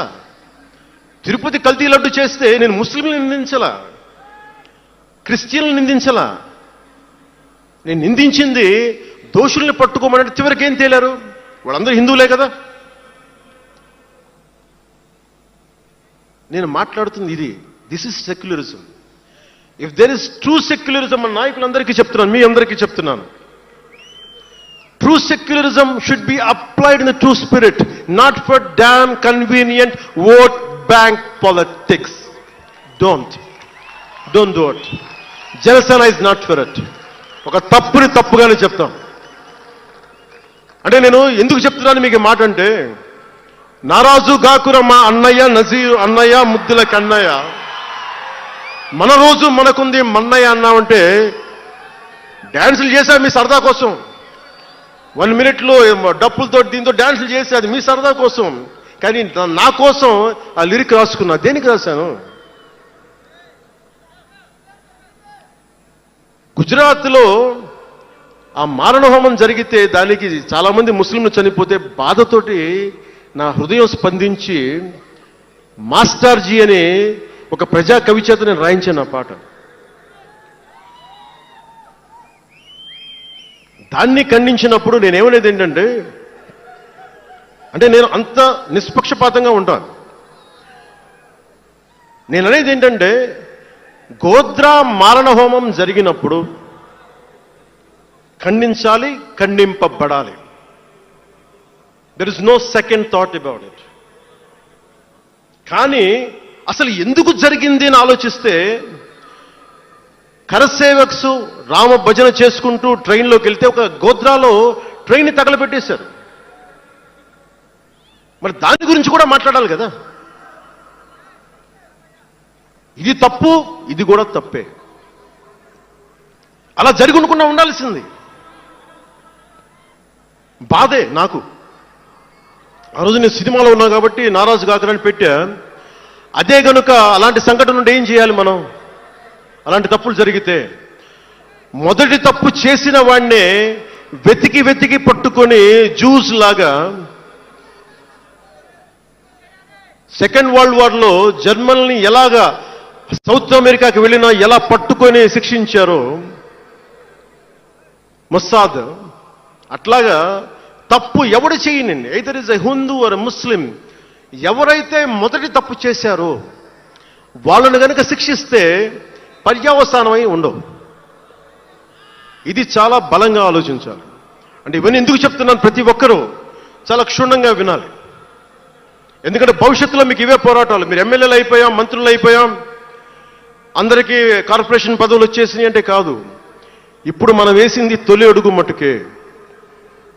నేను భారతదేశం కోసం చనిపోవడానికి సంసిద్ధంగా ఉన్నాను, గుర్తుపెట్టుకోండి. ఎందుకంటే నా ఇంటెన్సిటీ చాలా వైల్డ్గా ఉండదు. అంటే మాట్లాడితే సంస్కృతాన్ని తిడతారు, హిందీని మీరు రుద్దుతున్నారు, సౌత్లో దక్షిణాదిని అంటారు.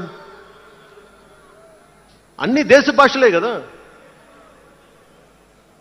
మన తమిళనాడులో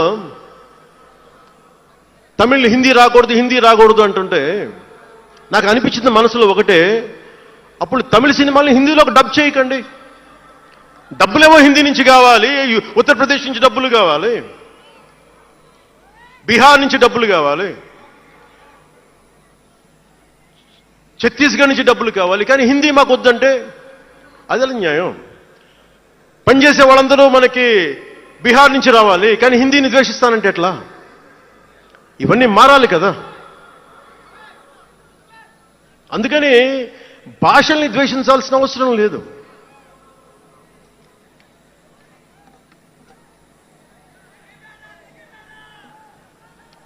అంటే మనం ముఖ్యంగా హిందువులందరికీ నేను చెప్తా ఉన్నాను, మీరు ముస్లింలను చూసి మీరు నేర్చుకోండి. పవిత్ర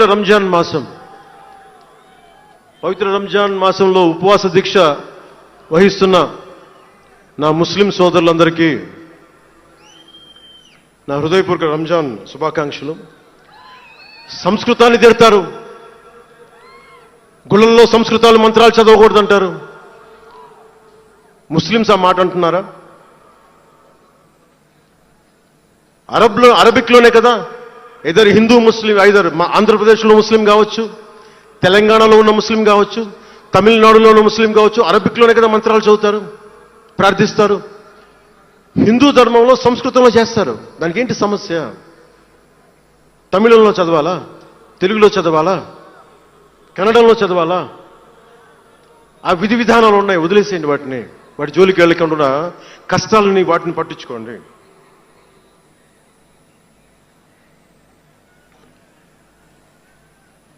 మాట్లాడితే భారతదేశాన్ని ఉత్తరం దక్షిణం అంటూ ఉంటారు.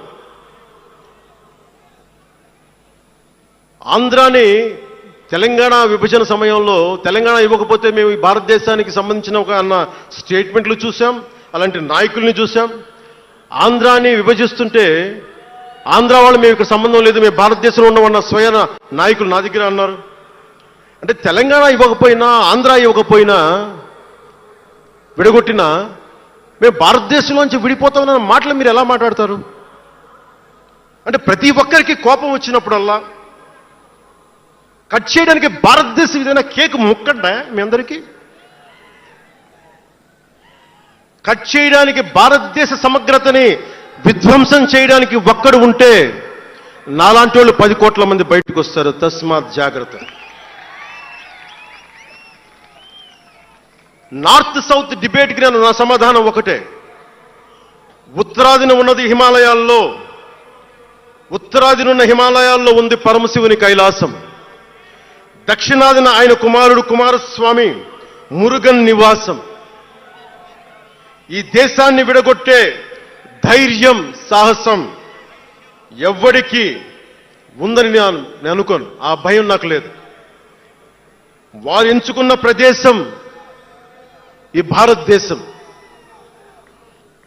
అలాంటి దేశాన్ని విడగొట్టాలి అనుకుంటే ఒకసారి ఆలోచించి మాట్లాడండి. భాష వేరు, భావం వేరు. మీరు బయట వారు, మేము లోపల వారం. మీరు ఉత్తరాది వాళ్ళు తెల్లగా ఉంటారు, మేము దక్షిణాది వాళ్ళు నల్లగా ఉంటామంటే, మా ఇంట్లోనే ఒకళ్ళు, మా అన్నయ్య 6 అడుగులు 2 అంగుళాలు 3 అంగుళాలు, నేనేమో 5 అడుగులు 9-10 అంగుళాలు నేను. మా బంధువుల్లో అన్ని రకాల వాళ్ళు ఉంటాం. కొంతమంది నల్లగా ఉంటాం, కొంతమంది తెల్లగా ఉంటాం. ఏం చెప్తాం దీనికి?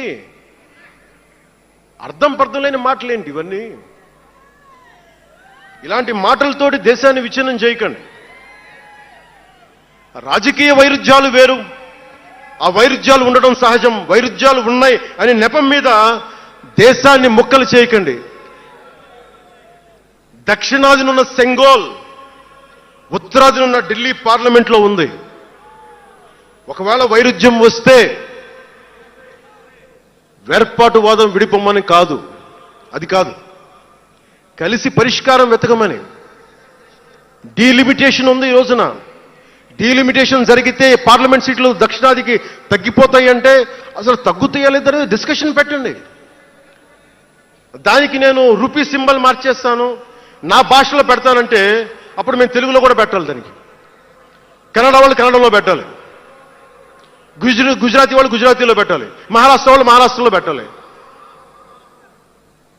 దేనికైనా ఒక వివేకం, ఆలోచన ఉండద్దా?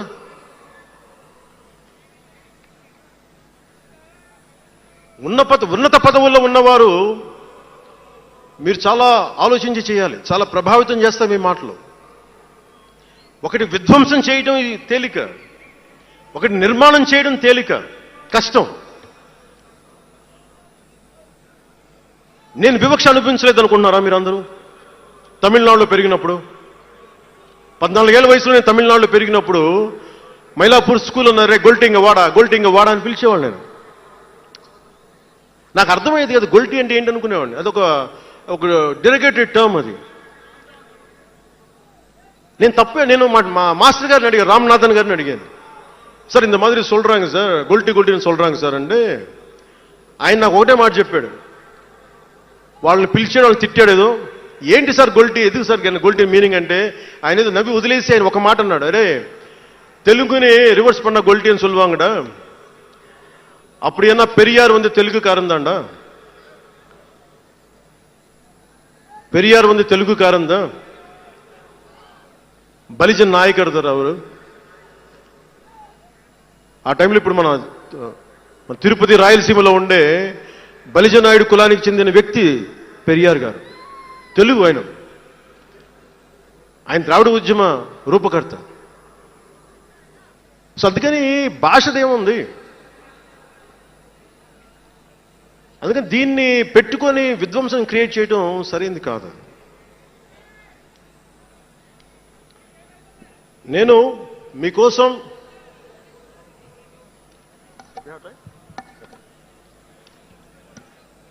జన సైనికులకి, వీర మహిళలకు, నాయకులకు, అండగా ఉన్న శ్రేయోభిలాషులకు, ఆదరించిన ప్రజలకు, నమ్మి నిలబడ్డ సహచరులకు ఒకటే చెప్పదలుచుకున్నాను, మీరే నా బంధం, మీరే నా అనుబంధం, మీరే ఈ జనసేనానికి రక్త సంబంధం.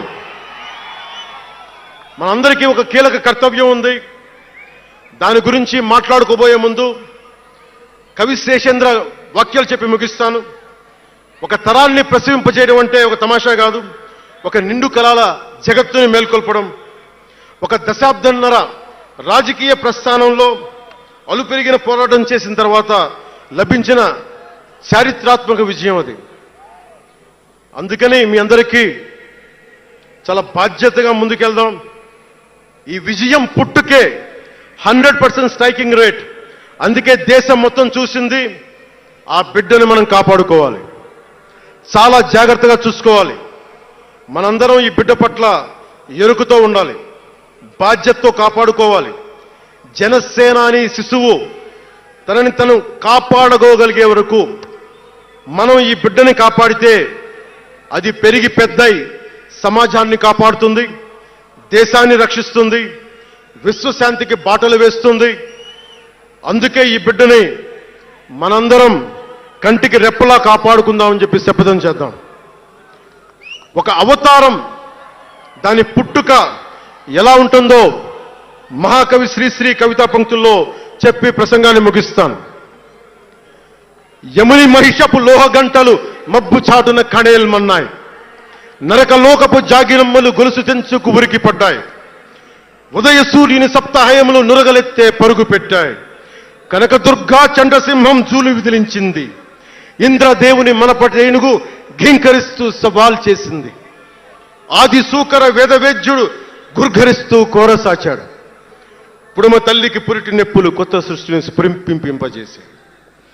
పుడమ తల్లికి పురిటి నెప్పులు కొత్త సృష్టిని స్ఫురింపించాయి. దీనిని లోతుగా ఆలోచించి ఇక మన ఆలోచన తీవ్రత, భావ తీవ్రత అన్నీ ఉంటాయి.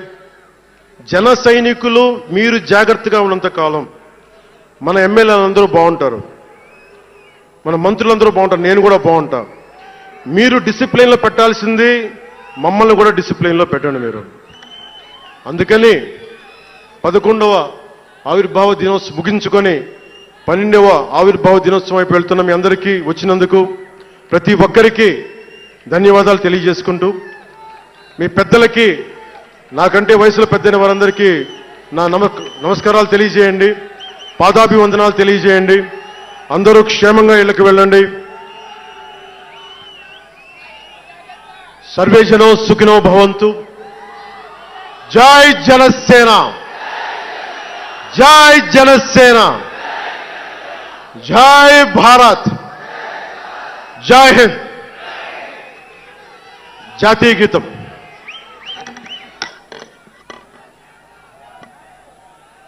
जनगण मन अधिनायक जय हे भारत भाग्य विधाता.